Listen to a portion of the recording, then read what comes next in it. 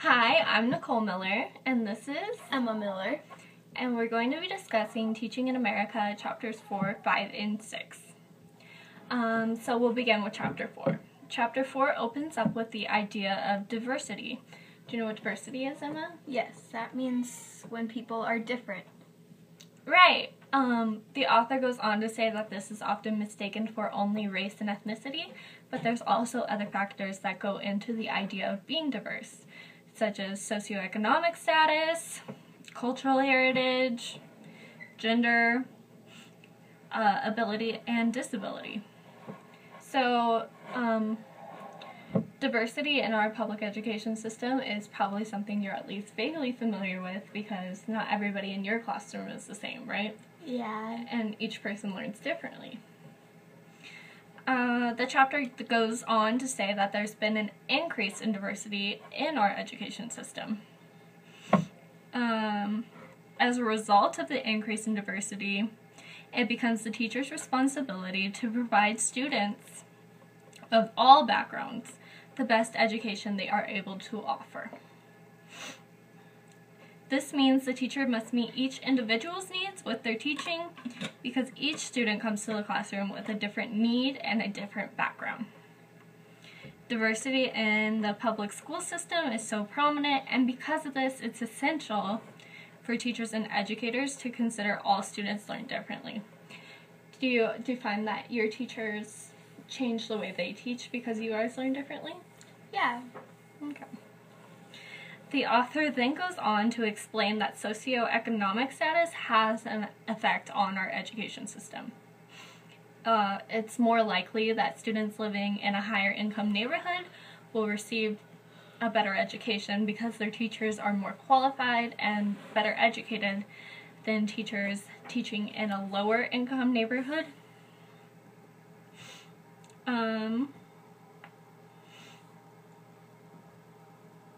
So students living in lower income neighborhoods are more likely to attend schools where teachers are teaching in subject areas outside of their expertise. So unfortunately, socioeconomic status still has an effect on our public education system. The author also discusses the impact language can have on learning.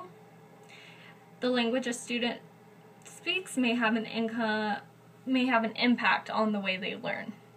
So students speaking a second language and then coming into the classroom and learning English are often put at a disadvantage because on top of having to learn a new language, they're also having to learn about our school system and our cultural norms on top of learning a language that they're unfamiliar with. So overall, the chapter is stating that it's important that students have equal opportunities in their education, regardless of their background. So that leads us to Chapter 5, which goes on further detailing what the last chapter has covered, continuing to focus on the individual needs of students. The author goes on to say that the challenge as an educator is to provide students with an education that is appropriate to their physical, mental, social, emotional abilities, and to help students achieve their best. And then it goes on to say until 1975, there were no laws put into place to ensure that children with disabilities got the education they deserved. So there were no laws that have been put into place to help students who did not learn a traditional way to have an education. An example of this is the Individuals with Disability Act, the IDEA, which is a federal act providing a free and appropriate education to disabled youth between ages 3 and 21. Don't you think that was a little crazy that there was no laws that disabled students could have an education until 1975? Yeah. So schools were able to turn away, kids that didn't learn in a traditional way to have an education. They were able to just turn them away. So there was no school for these kids to go to. Thanks. So the author brings into light what's known as full inclusion and the full inclusion debate, which is the inclusion of special education students in a general education classroom in order to receive instruction. Inclusion supports the rights of all students to participate in a natural environment. There are two sides to inclusion: full inclusion and partial inclusion.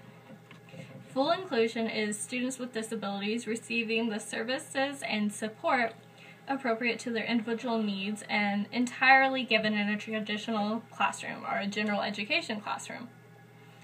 Well, partial inclusion is students with disabilities receiving only part of their education in a general education classroom.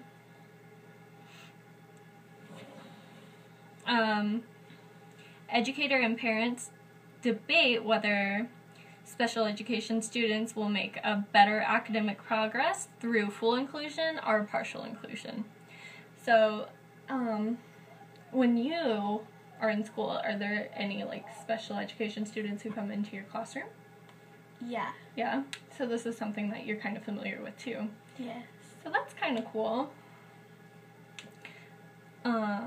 So that would be partial inclusion, right? Because they're only spending part of the time in your classroom, and then they go to a different classroom for the rest of their day. Yeah. Very cool.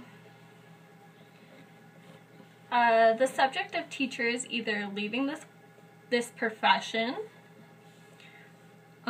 their school or school district was also brought into discussion. The author says many teachers believe they have a lack of training or support when special education students are mainstreamed into their classroom. Teachers are in need of preparation and assistance from administrators and special education team to meet the needs of special education students when they're mainstreamed into the classroom. So, a lot of teachers feel that they don't have the support necessary when special education students are brought into the classroom, which is very unfortunate because, because of the debate, there's a lot of people who believe that bringing them into the classroom for full inclusion or partial inclusion will benefit their education. Collaborating and consulting was also something that was brought up in Chapter 5. Collaborating and consulting with other teachers allows for a more adequate response to teachers and students' needs.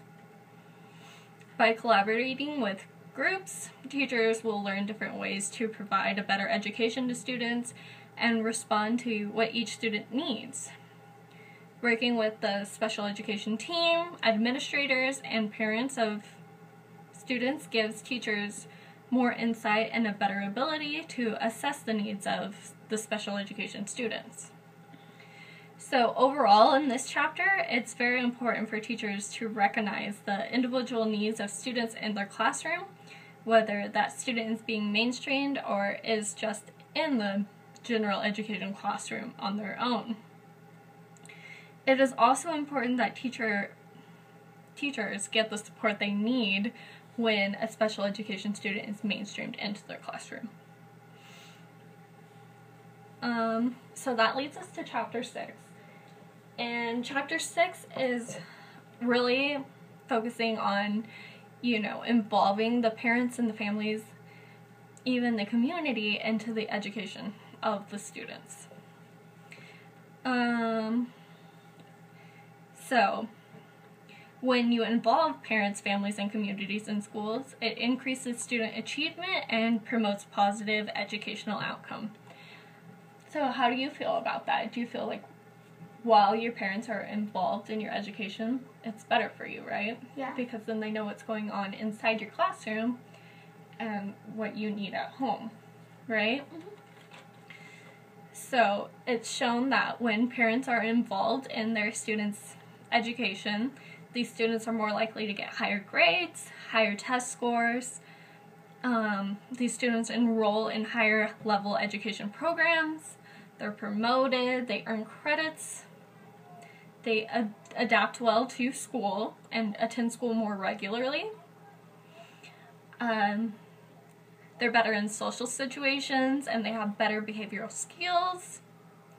They graduate at higher rates than, students whose parents aren't involved in their education. And they're more likely to go on to receive a higher education at the college level. So family involvement in school is ultimately the child's success in school. The chapter then goes on to say, no family is the same and families are constantly changing. There's moms in the workforce and there's more grandparents that are ultimately becoming their parents to their grandchild because of different circumstances. And then it goes on to state that the No Child Left Behind Act mandates parental involvement. So ultimately, it's the parent's responsibility to ensure that their child is learning and to keep communication with the school and the teacher.